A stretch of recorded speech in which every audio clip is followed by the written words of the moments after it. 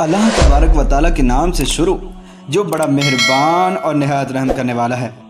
नाज़रीन मोहतरम, खतने की इब्तिदा कब और कैसे हुई और कायनात का वो कौन सा सबसे पहला मर्द था जिसने खतना किया, और कायनात की वो सबसे पहली औरत कौन थी कि जिसने खतना करवाया था, और ख़तना करवाना क्यों ज़रूरी है, और शरीयत मुतहरा ने क्या खतने को वाजिब करार दिया है या फिर खतना करवाना सुन्नत है, और औरतों के खतना करवाने के बारे में शरीयत मुतहरा का क्या हुक्म है। और हम आपको ये भी बताएंगे कि औरतों का खतना क्यों करवाया जाता है और कौन सी ऐसी हिकमतें हैं कि जिनकी बिना पर औरतों का खतना करवाना ज़्यादा बेहतर है। प्यारे दोस्तों, इन तमाम तर सवालात के जवाबात जानने के लिए आपसे हमारी गुजारिश है कि आप हमारी इस वीडियो को एंड तक मुलाहिजा फरमाइए। प्यारे दोस्तों, बाज़ गैर मुस्लिमों की तरफ से ये दावा किया जाता है कि खतना हर मुसलमान लड़की की सज़ा है। मुसलमानों का कहना है कि ये पैगंबर हज़रत इब्राहीम अलैहिस्सलाम की सुन्नत है जो कि इन्हें एक आजमाइश के तौर पर मिली। इसके बरअक्स ईसाइयों की किताबों में लिखा है कि हज़रत इब्राहीम अलैहिस्सलाम का खतना उनकी बीवी ने सज़ा के तौर पर किया। आइए सबसे पहले तो ये बात करते हैं कि खतने की इब्तिदा कैसे और कब हुई। प्यारे दोस्तों, यहूदियों और पादरियों ने ये वाक़या गढ़ रखा है, बल्कि बाद कम इल्म मुसलमान भी इस मन घड़त और गुमराह कुन वाक़े पर यकीन रखते हैं कि हज़रत इब्राहीम अलैहिस्सलाम की एक बीवी दूसरी बीवी से हसद रखती थी, जिसकी वजह से हसद करने वाली बीवी ने दूसरी बीवी के नाक कान में छेद कर दिया, जिस वजह से लड़कियों में नाक कान में सुराख करवा कर जेवरात पहनने का रिवाज आम हुआ। और फिर उसके बाद एक बीवी ने हज़रत इब्राहीम अलैहिस्सलाम का खतना एक शीशे से धोखे से कर दिया ताकि आप अलैहिस्सलाम दूसरी बीवी के पास शर्म के मारे ना जा सकें। नाऊज़ बिल्लाह। नाज़रीन गिरामी, मज़कूरा वाक़या मन गढ़त है जिसकी ना कोई असल है और ना ही किसी मुस्तनद किताब के अंदर मौजूद है। इस वाक़े को गढ़ने का मकसद सिर्फ ये है कि मुसलमानों को ये बावर कराया जाए कि वो एक ऐसी सुन्नत पर अमल कर रहे हैं जिसको धोखे से सदा के तौर पर शुरू किया गया था, जबकि असल बात यह है कि जैसे अल्लाह पाक ने हज़रत इब्राहीम अलैहिस्सलाम को बेटे को कुर्बान करने की आजमाइश से गुजारा, इसी तरह इन्हें एक दिन खतना करने का हुक्म अल्लाह पाक ने वही के ज़रिए से दिया था। चुनांचे नबी करीम सल्लल्लाहु तआला अलैहि वसल्लम ने फरमाया कि हज़रत इब्राहीम अलैहिस्सलाम ने अपना खतना खुद एक बसौले से 80 साल की उम्र में किया। रिवायत के मुताबिक जब अल्लाह पाक ने वही नाजिल फरमाई तो इस वक्त हज़रत इब्राहीम अलैहिस्सलाम एक खुले मैदान में मौजूद थे, क्योंकि हज़रत इब्राहीम अलैहिस्सलाम के बारे में ये मशहूर है कि आप अल्लाह के हुक्म की तामील में बहुत जल्दी किया करते थे। इसीलिए जब आपको हुक्म हुआ तो इस वक्त हज़रत इब्राहीम अलैहिस्सलाम तेज़ धारदार आला ढूंढने लगे जो कि उनको ना मिल सका। काफ़ी ढूंढने के बाद एक टूटा हुआ शीशा मिला तो आपने इसी से खुद अपना खतना करके अल्लाह तबारक व तआला के हुक्म की तामील फरमाई। नाज़रीन मोहतरम, ये बात भी याद रखें कि बाद मुनकिरीन हदीस इस हदीस पर भी एतराज़ करते हैं जो कि उनकी हमाकत की दलील है कि एक इंसान खुद अपना खतना कैसे कर सकता है और 80 साल की उम्र में खतना करने के क्या मकसद है।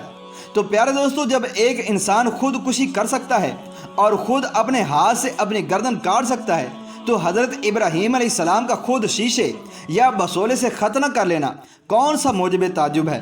और 80 साल की उम्र में खतने पर एतराज़ करना भी हमाकत है कि जब हुक्म इलाही हुआ तो इसकी तामील भी उसी उम्र के हिस्से के अंदर कर दी गई।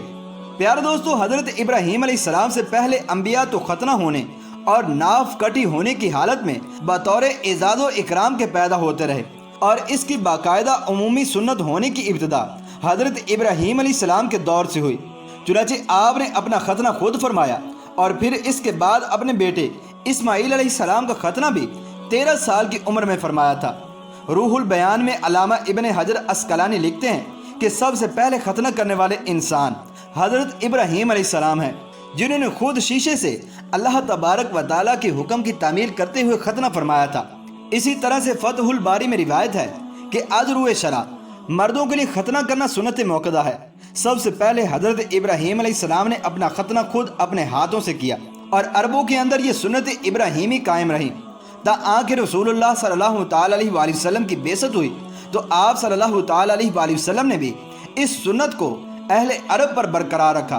और उसे मजहबी शायर के अंदर भी शामिल फरमा दिया। प्यारे दोस्तों, मुसलमान मजहबी अहकामात की तामील करते हुए सदियों से बच्चों के खतने करते चले आ रहे हैं, लेकिन मगरिब सदियों तक اس کا انکار کرنے کے بعد اب بالآخر جدید سائنس کی تحقیقات سامنے آنے پر ختنوں کی اہمیت ماننے پر مجبور ہو گئے ہیں۔ چنانچہ حضرت ابو ہریرہ رضی اللہ تعالی عنہ سے روایت ہے کہ نبی کریم صلی اللہ تعالی علیہ وآلہ وسلم کا فرمان عالی شان ہے کہ 5 چیزیں فطرت میں سے ہیں: ختنہ کرنا، زیر ناف بال مونڈنا، مونچھیں چھوٹی کرنا، ناخن تراجنا اور بغل کے بال اکھیڑنا۔ اور ابن جریر حضرت ابن عباس رضی اللہ تعالی عنہ سے روایت نقل کرتے ہیں کہ سب سے پہلے صفا اور مروہ کا چکر حضرت حاجرہ علیہ السلام نے لگایا، اور سب سے پہلے جس عرب خاتون کا ختنہ کیا گیا وہ بھی حضرت حاجرہ علیہ السلام ہیں۔ اور فرمایا کہ جب حضرت حاجرہ بی بی سارہ رضی اللہ تعالی عنہ سے الگ ہوئیں تو اپنا دامن نیچے کر دیا تاکہ خون کا اثر ظاہر نہ ہو۔ پیارے دوستو، فقہی اعتبار سے مردوں کے لیے ختنہ کرنا واجب ہے جبکہ عورتوں کے لیے ختنہ کرنا مستحب ہے۔ فقہا کا اس بات پر اتفاق ہے کہ عورتوں کو ختنہ کروانا کوئی واجبی یا تاکیدی حکم نہیں، البتہ اس عمل کے سنت یا مستحب ہونے میں فقہائے کرام کا اختلاف ہے۔ تاہم اتنی بات تو طے ہے کہ اگر عورتوں کو ختنہ نہ کیا جائے تو کوئی حرج نہیں۔ ابو داؤد شریف کی ایک روایت میں ہے کہ نبی کریم صلی اللہ تعالی علیہ وآلہ وسلم نے عورتوں کا ختنہ کرنے والی عورت کو یہ تاکید کی تھی کہ زیادہ کھال نہ کاٹے۔ نیز ایک حدیث علامہ ابن عابدین رحمۃ اللہ تعالی علیہ نے نقل کی کہ نبی اکرم صلی اللہ تعالی علیہ وآلہ وسلم کا فرمان ہے کہ مردوں کا ختنہ کروانا مستحب ہے اور عورتوں کا ختنہ کروانا باعث عزت ہے۔ حضرت انس بن مالک رضی اللہ تعالی عنہ بیان کرتے ہیں کہ ام ایمن نام کی ایک عورت مدینہ شریف میں ختنہ کیا کرتی تھی۔ اس سے نبی کریم صلی اللہ تعالی علیہ وآلہ وسلم نے فرمایا کہ جب تو کسی لڑکی کا ختنہ کرے تو کچھ کھال چھوڑ دیا کر اور کھال کاٹنے میں مبالغے سے کام نہ لیا کر، کیونکہ یہ چیز چہرے کو خوبصورت بنانے والی اور خاوند کے لیے مقبول بنانے والی ہے۔ پیارے دوستو، عورتوں کو ختنہ کرنے میں حکمت یہ ہے کہ اس سے عورت کی شہوت حد اعتدال پر آ جاتی ہے اور میاں بیوی دونوں کے لیے زیادہ لذت کا باعث ہے۔ طبی نقطہ نظر سے مسلم اطباء اور اہل علم نے مختلف قسم کے فوائد بیان کیے ہیں۔ مثلا عورت کی کلگی بڑے ہونے کے سبب عدم لذت یا شوہر کے لیے تشویش کا سبب بنتی ہے۔ اس کلگی کے ہٹنے سے اس کے نیچے گندگی جمع ہونے، اس میں بدبو ہونے اور کسی طرح کا انفیکشن پیدا ہونے کا خطرہ نہیں رہتا۔ ایک بڑا فائدہ پیشاب میں آسانی کا ہے، کیونکہ یہ چمڑی اسی کے اوپر ہوتی ہے جس سے عورت کو پیشاب کرنے کے اندر دقت ہوتی ہے، اور اسی طرح سے جنسی امراض، پیشاب کی نالی میں جلن، پیشاب کی نالی اور رحم کے کینسر سے بھی حفاظت ہونے کے چانسز بڑھ جاتے ہیں۔ مرد کا ختنہ کرنے میں حکمت یہ ہے کہ ختنہ کیے بغیر مرد کے لیے پیشاب سے مکمل طہارت اور پاکیزگی حاصل ہونا ممکن نہیں، کیونکہ پیشاب کے کچھ نہ کچھ قطرے اس چمڑی کے نیچے جمع ہو جاتے ہیں، جس کی بنا پر خدشہ ہے کہ بعد میں یہ قطرے نکل کر کپڑے یا بدن کو نجس یا ناپاک کر دیں گے۔ ناظرین محترم، طبی نقطہ نظر سے ختنہ 150 بیماریوں سے نجات دلاتا ہے۔ بعض بیماریاں تو ایسی ہیں کہ جن میں ڈاکٹرز غیر مسلم لوگوں کا بھی ختنہ کروا دیتے ہیں۔ اللہ تبارک و تعالیٰ سے دعا ہے کہ اللہ تبارک و تعالیٰ ہمیں ہر سنت پر عمل پیرا ہونے کی توفیق عطا فرمائے۔